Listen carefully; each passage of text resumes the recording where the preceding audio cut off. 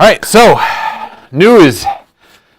We are moving the test. The test is being moved to Wednesday. If you didn't get that notification through Google Classroom, the reason it's being moved to Wednesday is we have an assembly on Thursday that got scheduled yesterday, and the assembly is going to shrink our class lengths down to 32 minutes, which isn't quite enough to take a test. So we're going to move the test up a day. What that means for you is today we are going to basically finish the chapter and we're going to do a progress quiz, and then tomorrow you'll have MPAW time and I'll start handing out the formatives. Monday will be a formative day, Tuesday will be a review day, and then Wednesday will be the test. And I'm not sure what we're doing with our 32 minutes on Thursday yet. Okay? So, with that being said, let's get started. We have one last problem to do on this page, so get there in your packet. We are going to be doing a two-object conservation of momentum problem. So yesterday with Halley's Comet, we did a one-object conservation of angular momentum. Today we're going to do the two-object conservation of angular momentum. So I have a 2-kilogram bicycle wheel with a radius of 0.3 meters, spins at a constant 25 radians per second. When a 0.3 kilogram reflector is at a distance of 0.19 meters from the axle. What is the angular speed of the wheel when the reflector slides to a distance of 0.25 meters? So that reflector slides out. So we move the mass out. What happens to the moment of inertia if we move the mass out? Does it go up or down? Down, yeah, it goes down. So as our moment of inertia goes down, what happens to our, it goes up. Moment of inertia goes up. What happens to our angular velocity then? Our angular velocity goes down, yeah. Okay, so we should expect to see a speed that's slower than 25 radians per second. So let's start out. So I have a bicycle wheel. Looks something like this. It's got some spokes. I'm going to say the spokes are of negligible mass. Okay. So if you look on your chart of different moments of inertia, which one would you say this is?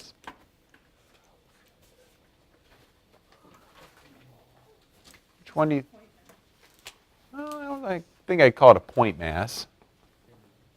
Thin-walled hollow cylinder. Okay. So the moment of inertia of the bike wheel is going to be the mass of the bike wheel times the radius of the bike wheel squared. And then on that bike wheel, I have a reflector. What do you think that one is, Madeline?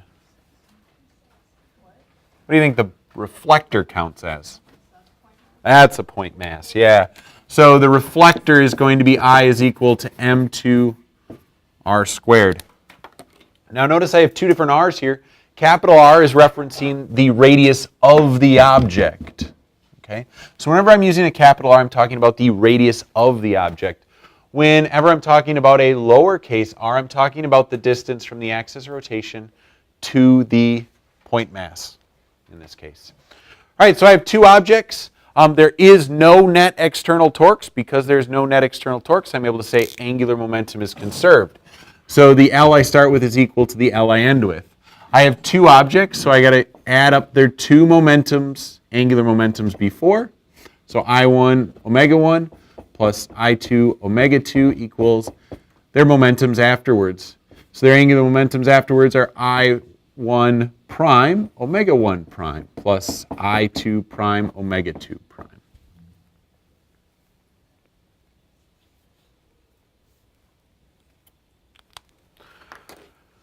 All right, so I'm looking at this. I have 8 variables. And we haven't even substituted in MR squareds for those I values, which is going to add 2 more variables to our list. So we're going to have 10 variables. So it's not uncommon to have a lot of variables here, because what happens is if I have a reflector rotating on a wheel, they have a common what? What was that first question on the last test? What variable do they have in common if they're rotating together? They have the same what? Angular speed. So they have the same angular speed, so they have the same omega. So omega 1 and omega 2, because they're rotating together, are the same. And again, that's because they're rotating together. Omega 1 prime and omega 2 prime are also the same because afterwards they are also rotating together. Okay. So I just went from those 4 variables down to 2. And then I can think about those moments of inertia. So is my bicycle wheel going to change at all? Is the distribution of mass of my bicycle wheel going to change from before to afterwards? No. Does the reflectors change its location? Yeah, reflector goes from 0.19 meters to 0.25 meters. So the bicycle wheel, so I1 is the same as I1 prime because the bicycle wheel doesn't change. But I2 and I2 prime are not the same because the reflector moves out. It changes its radius. So what does this look like for me? So I have I1 plus I2 times omega. They're moving together. So I'm going to, instead of omega 1 and omega 2, I'm just going to call it omega and factor it out. So that was kind of like when we did recoil collisions in the momentum chapter. Over here, instead of calling it I1 prime, I'm just going to call it I1 because it hasn't changed, plus I2 prime, all times omega prime. So that's how we start these. We start out with these multiple object ones, and we list out their angular momentums, and we see what's going to be the same. Are they rotating together? Are they not? Okay. Crossing the out that are 0. Okay. The next step is I do have to substitute in for those moments of inertia. So for the bike wheel, which I called M1, so I'm going to have M1 r squared plus M2, the reflector, times its original radius squared, all times the original angular velocity, which was 25. Afterwards, the bike wheel is still the same, so M1 r squared. The reflector has the same mass afterwards, but its new r has changed, so I use the r prime here, times omega prime. And we're trying to find this omega prime, so I'm just going to divide this over to the other side and go ahead and plug in my numbers. So M1, the mass of the bicycle wheel was 2, times the radius of the bicycle wheel, which was 0.3. So I have 0.3 squared, plus the mass of the reflector, 0.3 again, times its original radius, 0.19 squared. All of that times the original angular velocity of 25, all divided by this stuff over here that was in parentheses. So I have 2 times 0.3 squared plus 0.3 times 0.25 squared.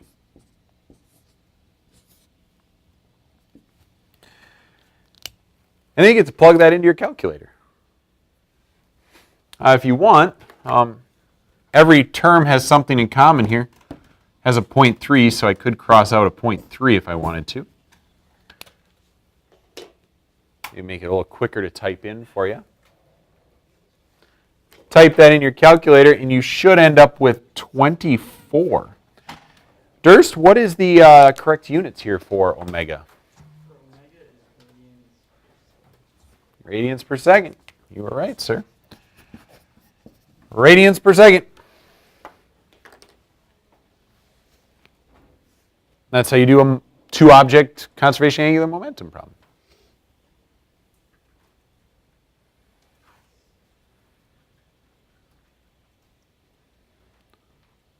All right, you need a volunteer. Do some more spinning.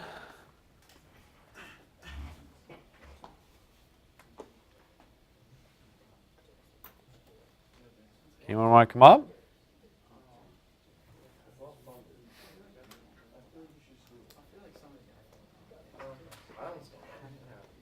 All right. So we're going to do a dry run of this first before we start. So all you're going to do is you're going to basically hold it like this, okay, and then flip it over. All right, so show me you can do that. Yep, good. Now, when you flip it over, just make sure that it doesn't run into your arms or something. Okay. Okay. The difference is you're going to be standing on that rotating platform, and this is going to be spinning when I give it to you. Cool. Okay. You ready? I'm going to give it a lot of angular momentum before I give it to you. All right. All right.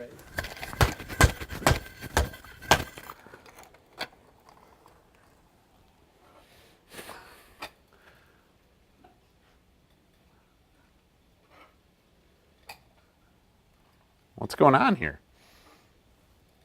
This is what we call science of momentum. And All right. spinning stuff. So, thank you, Durst. Get your gold card. So what happened? Let's do a quick little review here. So if I have this spinning this direction, which way is the angular velocity? So you got to use that right hand thing I showed you yesterday. So it's spinning this way. You got to take your right hand, put your palm on the axis of rotation, curl your fingers in the direction it's rotating. So it is rotating this direction. So when I handed it to him, it was rotating up. Okay. He went ahead and flipped it over, and now it's rotating down. Okay. So let's think about our multi-object conservation of angular momentum, because he was standing on this. Now, this platform isn't perfectly frictionless, so there is some friction. It did slow him down. But what I can think about is I can think about the angular momentum of Durst plus the angular momentum of the wheel equals the angular momentum of Durst afterwards plus the angular momentum of the wheel afterwards. So was Durst rotating when I handed it to him? Nope. And the wheel was, and I'm just going to give it a number, positive 1, because it was rotating positive up. And then afterwards, Durst was rotating, but I don't know how much. And the wheel, which had been flipped over, was now at a negative 1. So what was the angular momentum of Caleb afterwards? 2. Positive 2. So what happened was when he tried to add a torque to the wheel to turn it, what did the wheel do back to him? Applied back, and he twisted this way, okay, to conserve that angular momentum. Now, once he kind of came to a stop, he then flipped it the other way, and he rotated back the other direction. Okay. So, again, this one, just like the ones with the big weights here, the lighter you are, the more you're going to rotate. So if we could get someone that was really light to do this, they'll get quite the big omega value. So there you go. All right, we have one more question to go before we get to the progress quiz. So we have this one right, oops, we're frozen. We got this one right here, page 321, number 12. Give it a try, discuss it.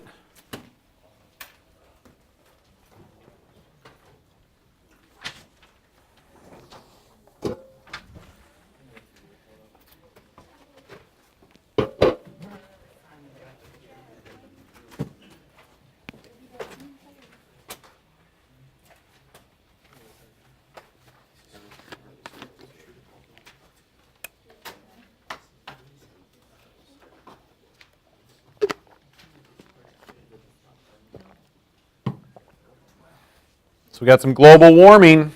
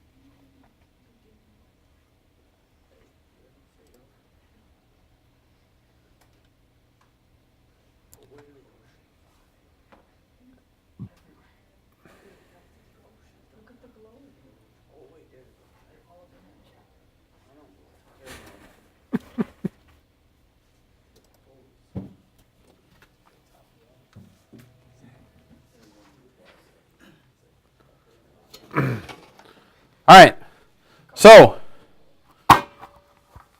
where's most of our polar ice? Most of our polar ice is in Antarctica. The polar ice that's on the ocean does not affect sea level. Okay? You can try this one. I know you guys do it in biology where you put the ice in a container, measure the volume, and then let it melt, and it's the same exact level of the water. The water doesn't go up or down. And that's because ice is less dense. That's why it floats. And when it melts, it gets more dense and it just fills the space that it was displacing with an ice cube. Okay? So there is quite a large ice sheet on top of Greenland, but comparatively, Antarctica is bigger.